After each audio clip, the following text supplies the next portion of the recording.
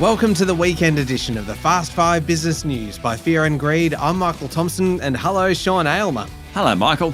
Sean, on weekdays, it's all about the Fast 5, the top 5 business stories in 5 minutes. On the weekend, though, we still keep it to 5 minutes, but we are going to pick out the biggest business story of the week, the most remarkable story, a sleeper story, one that's not getting the attention that it deserves, and then our favourite business story. What was the biggest story, though, this week? Oh, it's all about markets, the Australian share market. In fact, the past week, we've seen record highs for Commonwealth Bank, Macquarie Group, WiseTech Global. The other three banks are near 7-year highs. Wesfarmers has come off a bit, but it's within striking distance of a record. Even Telstra's doing all right. It's trading around a 1-year high. Maybe not CSL, maybe not the big miners, though the lithium and uranium stocks did very well this week as well. That's all on shortage of supply concerns in other countries. There's just growing confidence that the economy is going to land softly and not go into recession. We'll start getting rate cuts next year. The threat of inflation is still there, but it's receding, and that's giving investors confidence. Michael, what about you for the biggest story of the week? The other big one that everyone was talking about was the US presidential election debate. And this was extraordinary. It was Donald Trump and Kamala Harris. According to pretty much every poll and plenty of commentators on both sides, Harris won the debate. It was so different, though, from last time when it was Trump and Biden. Kamala Harris went into this in a bit of an unknown quantity for a lot of voters, and a lot of people watched. Tens of millions of people watched her lay trap after trap after trap for the former president. He just walked right into them, kind of immigrants eating people's pets, sex change operations for illegal aliens in jail, the execution of babies after birth, an endorsement from the Hungarian Prime Minister, widely considered to be a dictator. It was a pretty impressive display, according to a lot of commentators. And as I mentioned, this was on the Republican side as well. In case that wasn't enough to invigorate the Democrats, after the debate was done, Taylor Swift gave her endorsement, which may actually prove to be more influential than any debate win. In the first kind of 14 hours or something after that, more than 330,000 people had clicked on Taylor Swift's link to register to vote.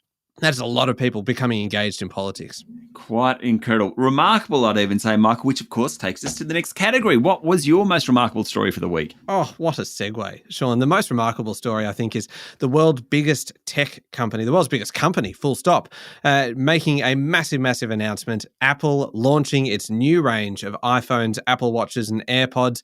The company, obviously worth $3.5 trillion US dollars. Its fortunes and the fortunes of its investors largely rely on the success of the iPhone.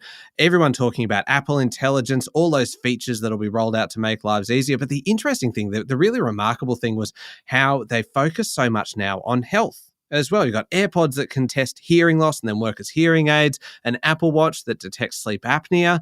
You kind of put all of this together with the Apple Intelligence features as well. And it was a big, big week for the world's biggest company. Sure was. Can I tell you my sleeper story for the week, Michael? Oh, yes, please. Yeah, new CEOs and chairs. There's a bit going on. CEOs and chairs are very influential, of course. They run companies. We've got lots of news on that this week. Westpac will get a new CEO with the boss of the business banking unit, Anthony Miller, taking over the top job in December. His key role is to improve Westpac's tech stack. It currently operates 180 platforms. Wants to get down to about 60. That'll be a big job. Good luck to him. The chair of the ASX, Damien Rote, said he'll retire next month after 4 years as head of the board of the share market operator. That period was notable for the failed rollout of a settlement and clearing infrastructure known as CHESS. NIB CEO Mike Fitzgibbon, he's been around for 20 years. He's quit.